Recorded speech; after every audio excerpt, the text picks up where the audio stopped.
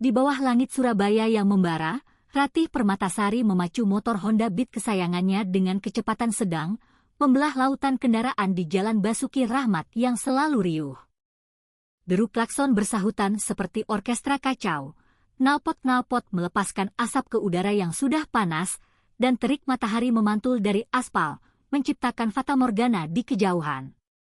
Ratih, dalam balutan kaos hitam ketat yang memeluk lekuk tubuhnya dan celana jin yang warnanya senada, tampak seperti titik fokus yang tenang di tengah kekacauan metropolitan.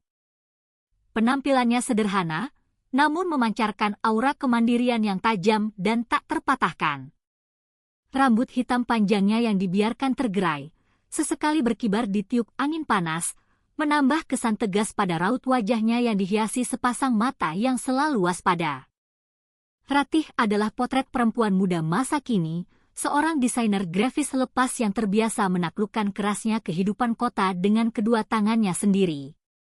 Genggamannya pada setang motor terasa mantap, setiap gerakan kemudinya penuh perhitungan saat ia menyelinap di antara mobil-mobil dan ratusan sepeda motor lainnya.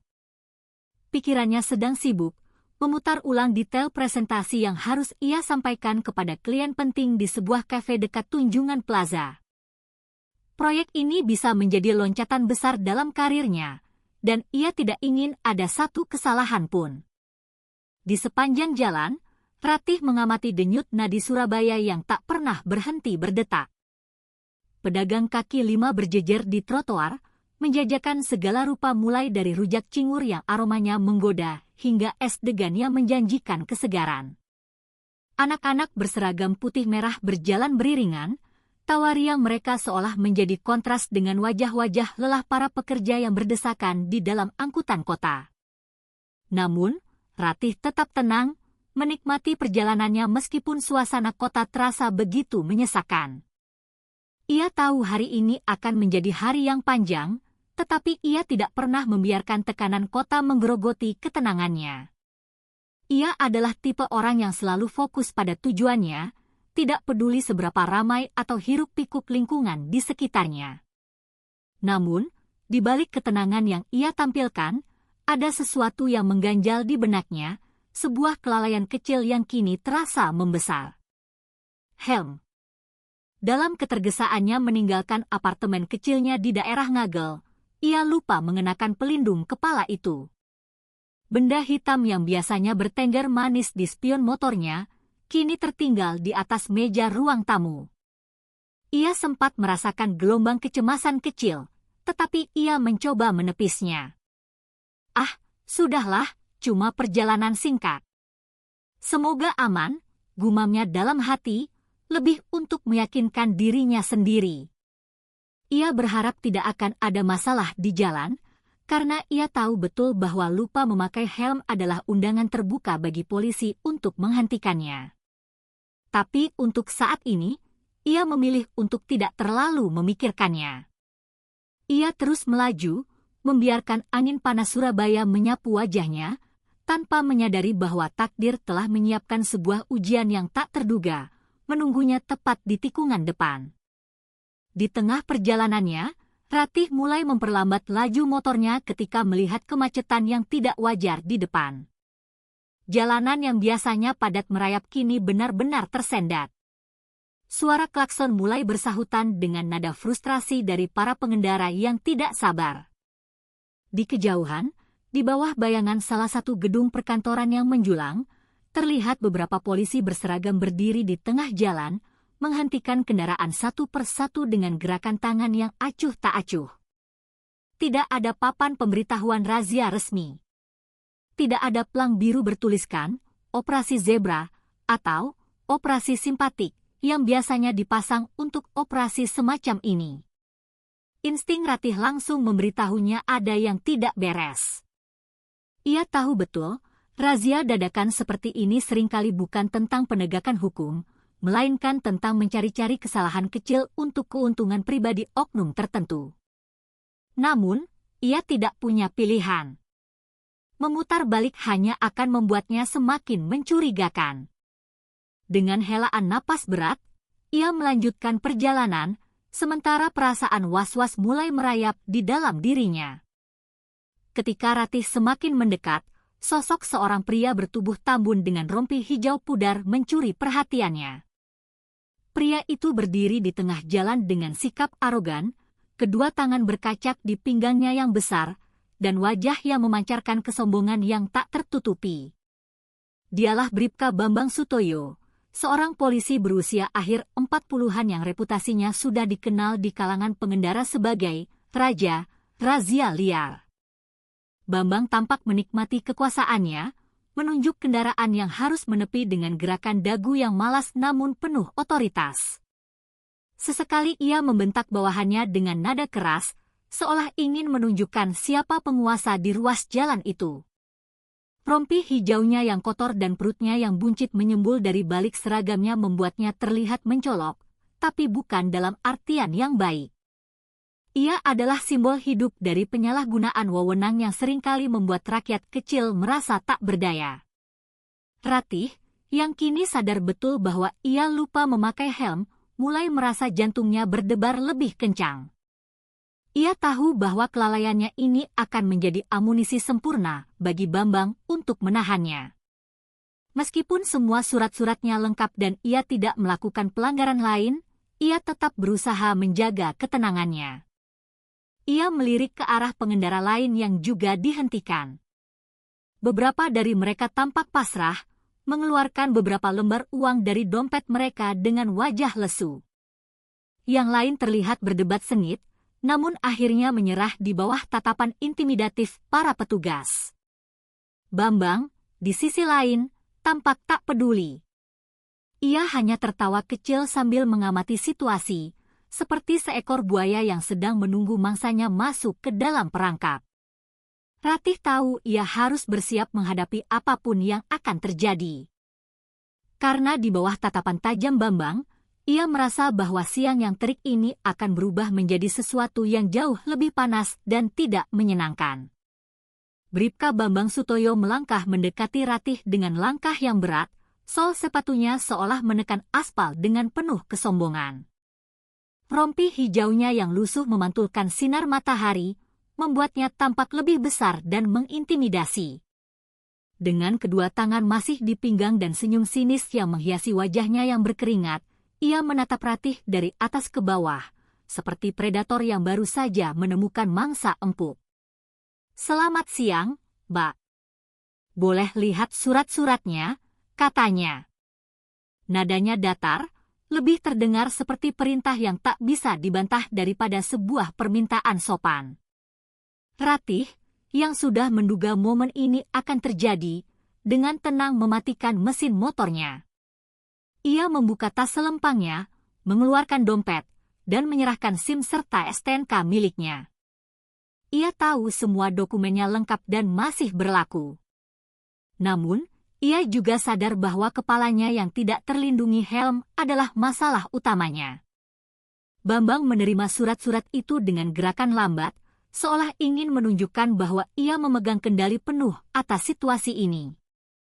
Ia membolak-balik STNK dan SIM itu dengan ekspresi yang dibuat-buat serius, keningnya berkerut seolah sedang memeriksa dokumen negara yang paling rahasia. Padahal, matanya sesekali melirik ke arah lain, bosan. Ia hanya mencari-cari alasan untuk menahan Ratih lebih lama. Setelah beberapa detik yang terasa seperti 1 jam, ia mengangkat pandangannya. Matanya yang kecil dan tajam menatap lurus ke kepala Ratih yang tergerai. "Wah, Mbak. Surat-suratnya sih lengkap, tapi ini kepalanya kok nggak dipakein helm? Ini pelanggaran berat, loh," katanya, dengan nada yang dibuat seolah-olah ia benar-benar peduli pada keselamatan Ratih, padahal ada kilat keserakahan di matanya. Ratih mencoba menjelaskan dengan tenang, "Maaf, Pak. Tadi saya terburu-buru, jadi kelupaan." Tapi Bambang seolah tidak mendengarkan. Sebaliknya, ia mulai menggeleng-gelengkan kepala dengan ekspresi pura-pura kecewa, seolah Ratih telah melakukan kejahatan yang tak termaafkan. Padahal di balik topeng itu, otaknya sudah berputar cepat, menghitung cara untuk memanfaatkan situasi ini demi keuntungan pribadinya. "Ini nggak bisa dibiarkan, Mbak. Harus ada tindakan tegas, lanjutnya sambil melipat tangan di dada, perutnya yang buncit semakin menonjol. Ratih mulai merasa kesal, tapi ia tetap berusaha menjaga ketenangannya. Ia tahu bahwa Bambang tidak benar-benar peduli pada aturan lalu lintas. Ia hanya mencari alasan untuk memerasnya. Dengan senyum sinis yang semakin lebar, Bambang mulai berbicara tentang penyelesaian di tempat, sebuah istilah halus yang sangat dipahami Ratih, artinya uang damai. Jumlah yang ia sebutkan membuat Ratih terperangah. Angka itu tidak masuk akal, cukup untuk makan sekeluarga selama seminggu. Ratih merasa marah dan terhina. Namun, ia menolak dengan tegas, mengatakan bahwa ia lebih memilih mengikuti prosedur resmi daripada menyerahkan uang kepada oknum seperti Bambang. Penolakan itu membuat Bambang terdiam sejenak. Senyumnya lenyap. Bukan karena rasa malu atau penyesalan, melainkan karena egonya terusik. Tatapan matanya berubah menjadi lebih tajam, dingin, dan penuh dengan ancaman yang tak terucap. Di tengah deru lalu lintas Surabaya, Ratih sadar ia sedang berhadapan dengan seseorang yang tidak hanya menyalahgunakan kekuasaan, tetapi juga siap melakukan apa saja untuk mendapatkan apa yang ia inginkan. Bambang berdiri di depan Ratih, senyum sinisnya yang sempat hilang kini muncul kembali, lebih lebar dan lebih licik. Setelah memeriksa surat-suratnya dan memastikan semuanya lengkap, ia kembali menatap kepala Ratih yang tidak mengenakan helm. Wah, Bab, ini pelanggaran serius. Kalau nggak pakai helm, bisa kena tilang, dendanya berat loh, katanya dengan nada yang dibuat-buat prihatin. Ratih tetap tenang, meskipun ia tahu Bambang sedang membangun panggung untuk drama pemerasannya. Saya paham, Pak. Kalau memang saya salah dan harus ditilang, saya siap mengikuti prosedur resmi, jawab Ratih dengan nada tegas, menatap lurus ke mata Bambang. Namun, Bambang tidak puas dengan jawaban itu. Ia menggelengkan kepala sambil menghela napas panjang, seolah-olah sedang menghadapi masalah yang sangat rumit. Begini, Mbak. Kalau mau cepat selesai, nggak usah dibawa pusing, kita bisa selesaikan di sini saja. Nggak perlu repot-repot ke pengadilan, antre lama, sidangnya juga nanti-nanti, katanya, sambil melirik ke arah bawahannya yang berdiri di kejauhan, seolah mencari dukungan diam-diam. Ratih langsung memahami maksud dari ucapan Bambang. Selesaikan di sini saja adalah kode yang sudah sangat umum untuk permintaan uang damai. Namun, jumlah yang disebutkan Bambang berikutnya membuat Ratih terkejut. Angka itu terlalu besar, bahkan tidak masuk akal untuk pelanggaran sepele seperti lupa memakai helm. 500.000, Mbak. Itu sudah harga damai, paling murah loh.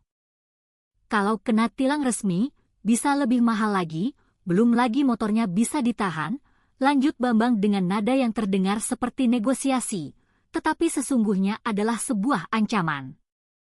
Ratih menatapnya dengan tajam, amarah dan rasa terhina mulai bergejolak di dalam dadanya. Ia tahu ini bukan lagi tentang penegakan hukum, melainkan perampokan terselubung yang dilakukan oleh orang berseragam. Maaf, Pak. Saya tidak punya uang sebanyak itu. Dan kalaupun punya, saya lebih baik mengikuti prosedur resmi daripada membayar uang kepada Bapak, jawab Ratih dengan tegas, tanpa sedikit pun keraguan dalam suaranya. Penolakan Ratih yang lugas membuat Bambang terdiam sejenak. Wajahnya yang semula penuh dengan senyum sinis kini berubah masam. Ia tidak terbiasa ditolak, terutama oleh seorang perempuan muda yang ia anggap sebagai mangsa mudah. Oh, jadi Mbak nggak mau kerja sama, ya, katanya dengan nada yang lebih tajam dan dingin. Tatapan matanya berubah, penuh dengan ancaman yang tersirat. Bambang melangkah lebih dekat, mencoba menggunakan postur tubuhnya yang besar untuk mengintimidasi Ratih. Namun, Ratih tidak mundur seinci pun. Ia tetap berdiri tegak, menatap balik Bambang dengan keberanian yang tidak tergoyahkan. Di tengah ketegangan yang semakin memuncak itu, Ratih sadar bahwa ia tidak hanya sedang melawan seorang polisi korup, tetapi juga melawan sebuah sistem bobrok yang seringkali membuat orang-orang seperti dirinya merasa tidak berdaya dan memilih untuk pasrah. Bambang, yang merasa posisinya sebagai aparat memberinya kekuasaan tak terbatas, mulai menunjukkan sisi gelapnya yang lebih menjijikkan. Setelah Ratih dengan tegas menolak permintaan uang damainya, ia tidak menyerah. Sebaliknya, ia mencoba pendekatan lain yang lebih licik dan merendahkan. Dengan senyum sinis yang tak pernah lepas dari wajahnya, Bambang mulai melontarkan kata-kata yang bernada pelecehan. "Mbak ini cantik banget, ya. Sayang banget kalau sampai kena masalah cuma gara-gara lupa pakai helm," katanya dengan nada yang dibuat-buat ramah, namun matanya menelanjangi Ratih dengan tatapan yang kurang ajar. Tatapannya tidak lagi fokus pada surat-surat di tangannya, melainkan menjelajahi tubuh Ratih dari atas ke bawah, seolah-olah ia sedang menilai barang dagangan. Ratih merasa sangat tidak nyaman. Perutnya mual. Namun, ia tetap berusaha menjaga ketenangannya. Ia tahu bahwa menunjukkan ketakutan hanya akan membuat Bambang semakin menjadi-jadi. Tapi Bambang tidak berhenti di situ. Ia melangkah lebih dekat lagi, mengikis jarak di antara mereka hingga Ratih bisa mencium bau keringat masam dari tubuhnya. Dengan gerakan yang tiba-tiba dan tidak sopan, ia mengulurkan tangannya dan menyentuh lengan Ratih, seolah-olah mencoba menunjukkan dominasinya. "Tenang saja, Mbak. Kalau kita bisa ngobrol baik-baik, semuanya bisa selesai dengan mudah kok," katanya sambil tersenyum lebar. Tetapi senyumnya itu lebih menyerupai seringai serigala daripada keramahan seorang pelayan masyarakat. Sentuhan itu membuat Ratih terkejut. Sesuatu di dalam dirinya tersentak. Ia menarik tangannya dengan cepat, menatap Bambang dengan mata menyala-nyala. "Tolong jaga sikap Anda, Pak. Saya di sini untuk menyelesaikan urusan pelanggaran lalu lintas, bukan untuk hal lain," jawab Ratih dengan nada tegas, mencoba menahan amarah yang mulai membakar dirinya. Namun, Bambang hanya tertawa kecil, seolah-olah peringatan Ratih adalah sebuah lelucon. Sikapnya yang semakin kurang ajar membuat Ratih merasa terpojok. Orang-orang di sekitar hanya menonton. Beberapa membuang muka, yang lain menatap dengan prihatin namun tak berani ikut campur, takut terseret masalah dengan polisi. Bambang, yang merasa tidak ada yang akan menghentikannya, semakin mendekat, mencoba menekan Ratih dengan kehadirannya yang besar dan mengancam. Namun, Ratih tidak mundur. Ia berdiri tegak, menatap Bambang dengan keberanian yang tidak tergoyahkan. "Kalau Bapak tidak punya urusan lain, saya minta surat-surat saya dikembalikan sekarang juga," katanya dengan nada yang lebih tajam dan menusuk. Bambang terdiam sejenak, bukan karena rasa malu atau penyesalan. Sebaliknya, ia tampak semakin kesal karena Ratih tidak menunjukkan rasa takut sedikit pun. Di tengah ketegangan itu, Ratih menyadari bahwa ia harus bersiap menghadapi apapun, karena Bambang jelas tidak akan berhenti sampai ia mendapatkan apa yang ia inginkan, dengan cara apapun. Bambang semakin berani. Merasa diremehkan dan ditolak mentah-mentah, egonya yang sebesar tubuhnya terluka parah. Senyum sinisnya berubah menjadi seringai penuh kesombongan dan amarah. Ia merasa Ratih, seorang perempuan muda yang terlihat sendirian, adalah mangsa yang mudah untuk ditaklukkan. Namun, ia salah besar. Ketika tangannya yang kasar dan berkeringat mencoba menyentuh bahu Ratih untuk kedua kalinya, sesuatu yang tidak pernah ia duga terjadi. Dengan gerakan secepat kilat yang lahir dari refleks dan amarah yang meluap, Ratih mengangkat tangannya dan menampar wajah Bambang dengan sekuat tenaga. "Pak!" Suara tamparan itu terdengar begitu keras, kering, dan tegas, menggema di udara, memecah keramaian jalanan yang sebelumnya dipenuhi suara klakson dan deru mesin. Wajah Bambang yang berdaging terhuyung ke samping. Untuk sesaat, ia terdiam membeku, matanya membelalak. ia tidak percaya. Seorang perempuan, seorang warga sipil, berani melakukan hal seperti itu kepadanya, seorang aparat negara. Orang-orang di sekitar yang menyaksikan kejadian itu terkesiap kaget. Beberapa pengendara motor yang sebelumnya hanya menunduk dan sibuk dengan urusan masing-masing kini berhenti total untuk melihat apa yang terjadi. Mulut mereka ternganga. Namun, meskipun mereka terkejut, tidak ada satupun yang berani melangkah maju untuk membantu Ratih. Mereka hanya menjadi penonton bisu, terjebak antara kekaguman dan ketakutan. Takut terlibat masalah dengan seorang polisi yang sedang murka. Tatapan mereka penuh dengan kekaguman sekaligus kekhawatiran, tetapi rasa takut mereka terhadap otoritas membuat kaki mereka terpaku di tempat. Ratih, di sisi lain, tidak menunjukkan sedikit pun rasa takut atau penyesalan. Ia berdiri tegak, dadanya naik turun karena napas yang memburu, menatap lurus ke arah Bambang dengan mata yang menyala-nyala penuh keberanian. Tatapannya seolah berteriak bahwa ia tidak akan pernah membiarkan dirinya diinjak-injak oleh siapapun, bahkan oleh seorang polisi berseragam sekalipun. Bambang, yang merasa harga dirinya hancur lebur di depan umum, perlahan mengangkat wajahnya. Bekas tamparan merah terang mulai tercetak jelas di pipinya yang tembam, dan matanya menyala penuh amarah dan dendam. Ia tidak pernah dipermalukan seperti ini sebelumnya, apalagi oleh seorang perempuan. "Berani sekali kamu," teriaknya, suaranya bergetar, entah karena marah atau karena malu. Namun Ratih tidak bergeming. Ia tetap berdiri di tempatnya, tidak menunjukkan sedikit pun rasa gentar. Di tengah ketegangan itu, suasana menjadi semakin panas. Orang-orang di sekitar mulai berbisik-bisik, beberapa mulai mengeluarkan ponsel mereka secara diam-diam. Ratih tahu ia telah menyulut api, tetapi ia juga tahu bahwa ia tidak akan mundur. Tamparan itu bukan hanya bentuk perlawanan fisik, tetapi juga sebuah deklarasi bahwa ia tidak akan menjadi korban dari penyalahgunaan kekuasaan.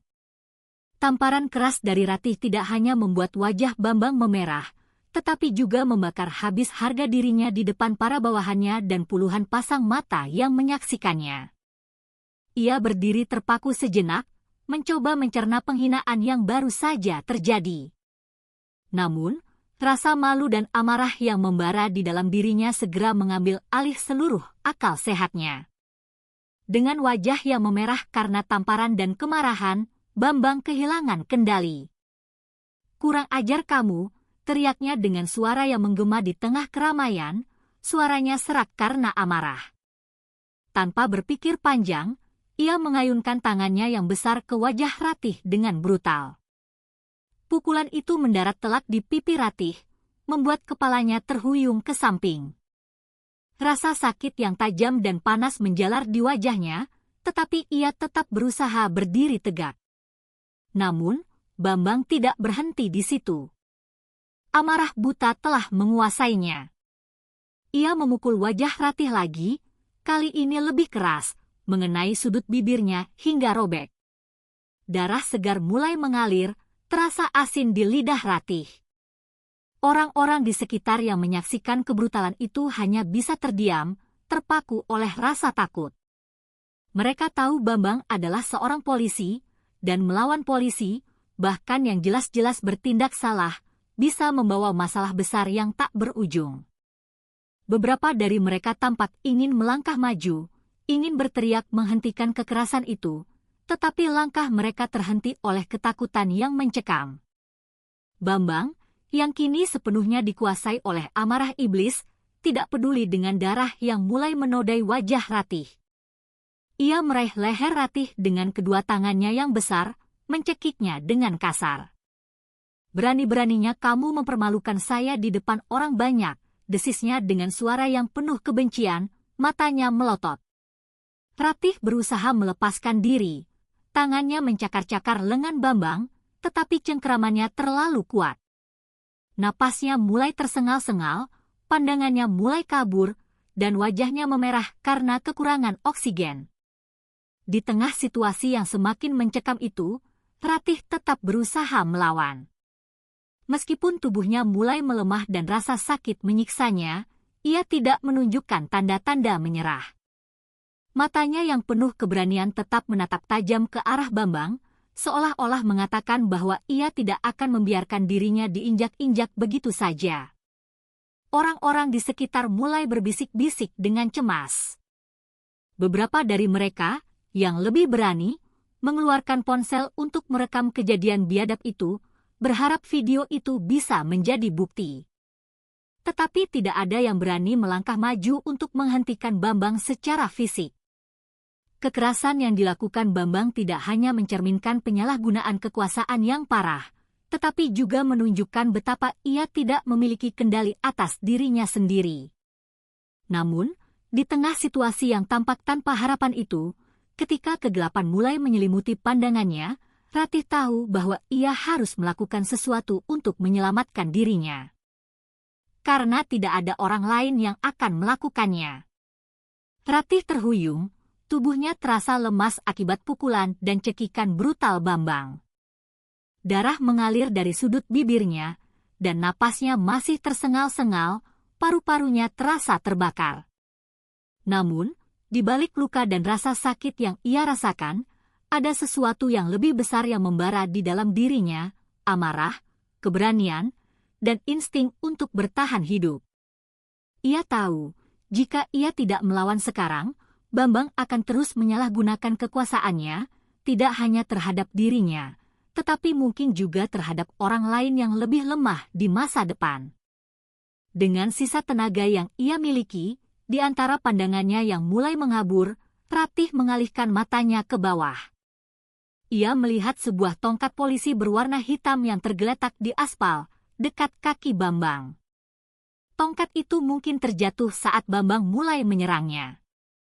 Tongkat yang sebelumnya menjadi simbol otoritas dan intimidasi kini menjadi satu-satunya harapan terakhir Ratih untuk membela dirinya sendiri. Dengan gerakan cepat dan putus asa, Ratih membungkuk dan meraih tongkat itu sebelum Bambang sempat menyadarinya. Bambang, yang masih sibuk melampiaskan amarahnya dengan terus mengguncang tubuh Ratih, tidak menduga bahwa Ratih masih memiliki kekuatan untuk melawan. Dalam sekejap, Ratih menggenggam tongkat itu dengan kedua tangannya yang gemetar namun erat. Ia mengangkatnya tinggi-tinggi, mengumpulkan seluruh sisa kekuatannya, dan dengan teriakan yang tertahan, ia menghantamkan tongkat tersebut ke kepala Bambang. Duk! Suara benturan keras dan tumpul terdengar, membuat orang-orang di sekitar terkejut dan terdiam. Bambang terhuyung ke belakang, cengkeramannya pada leher Ratih terlepas. Matanya membelalak karena rasa sakit dan keterkejutan yang tiba-tiba menyerangnya. Ia mencoba menjaga keseimbangan, tetapi tubuhnya yang besar tidak mampu menahan hantaman keras itu. Dalam hitungan detik, Bambang jatuh ke tanah dengan bunyi gedebuk yang keras, terkapar pingsan di atas aspal yang panas. Tongkat yang sebelumnya menjadi alat intimidasi kini berbalik menjadi senjata yang melumpuhkannya.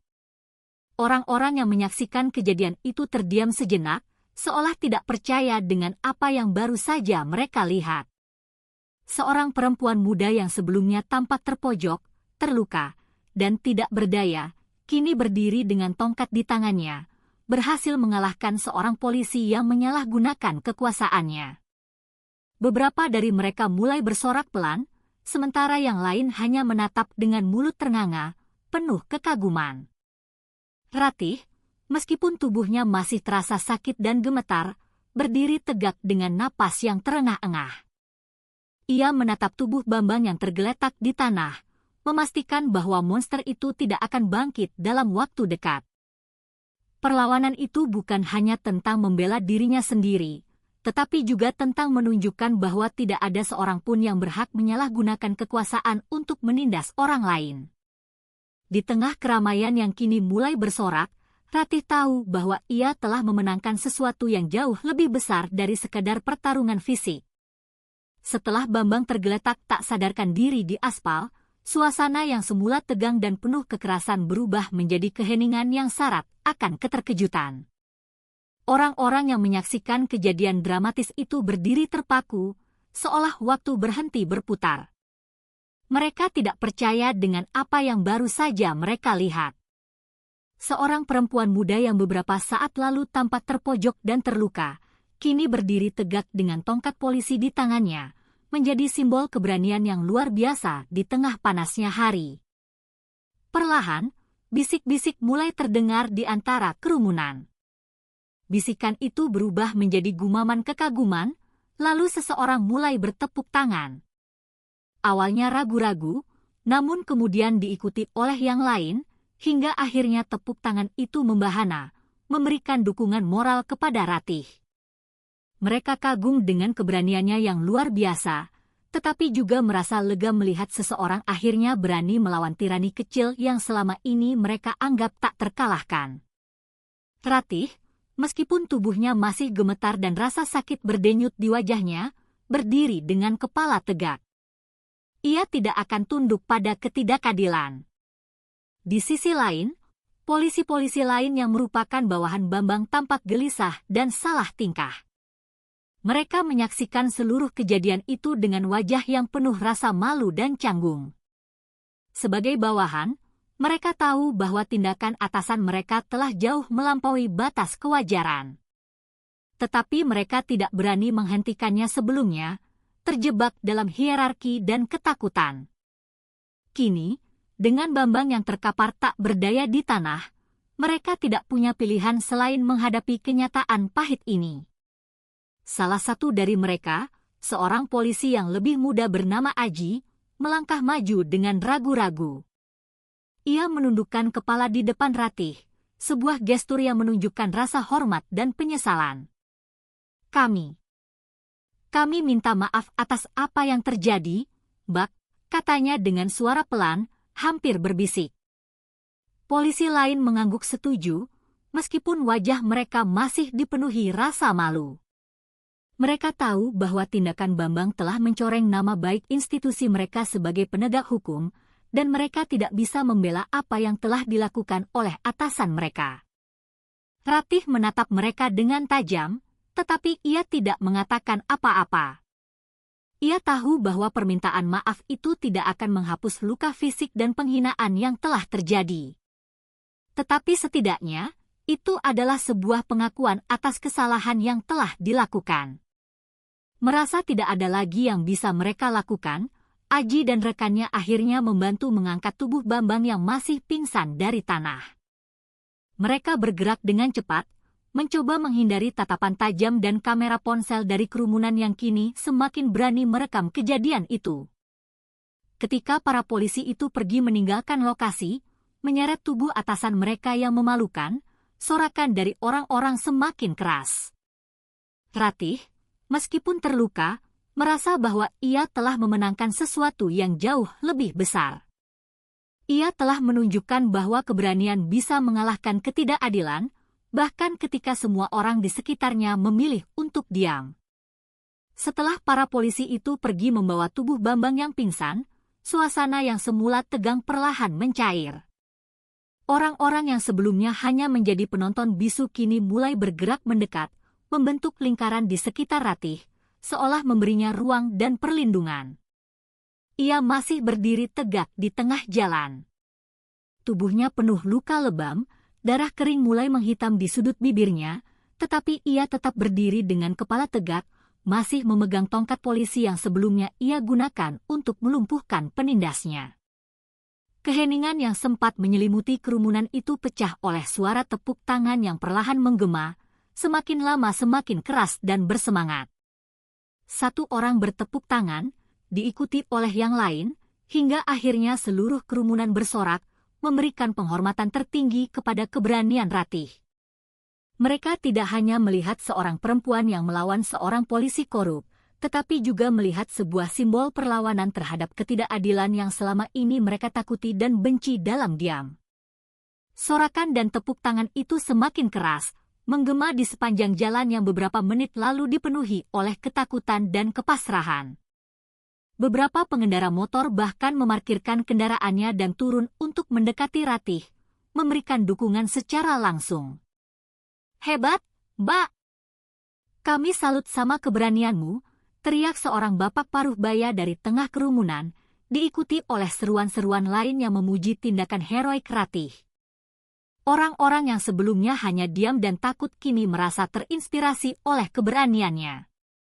Mereka melihat dengan mata kepala sendiri bahwa melawan ketidakadilan bukanlah hal yang mustahil, bahkan ketika harus berhadapan dengan figur otoritas sekalipun. Ratih, meskipun tubuhnya masih terasa sakit luar biasa, hanya tersenyum tipis. Senyum yang menyiratkan kelegaan sekaligus rasa sakit. Ia tidak membutuhkan pujian, tetapi ia tahu bahwa apa yang ia lakukan telah menyentuh hati banyak orang di sekitarnya, menyalakan kembali percik api harapan di dada mereka. Di tengah sorakan dan tepuk tangan itu, Ratih perlahan meletakkan tongkat polisi yang masih ia genggam ke atas aspal. Ia tahu bahwa perjuangannya mungkin belum selesai, tetapi untuk saat ini, ia telah memenangkan sesuatu yang jauh lebih besar dari sekadar pertarungan fisik. Ia telah menunjukkan bahwa keberanian bisa mengalahkan ketakutan, dan bahwa tidak ada seorang pun yang berhak menyalahgunakan kekuasaan untuk menindas orang lain. Orang-orang terus bersorak, memberikan penghormatan kepada Ratih yang kini menjadi pahlawan dadakan di tengah keramaian kota. Dengan langkah perlahan dan sedikit tertatih, Ratih kembali ke motornya. Ia membawa luka di tubuhnya, tetapi juga membawa sebuah kemenangan yang tidak akan pernah dilupakan oleh mereka yang menyaksikannya. Di belakangnya, sorakan dan tepuk tangan terus menggema, menjadi bukti bahwa keberanian akan selalu menemukan tempat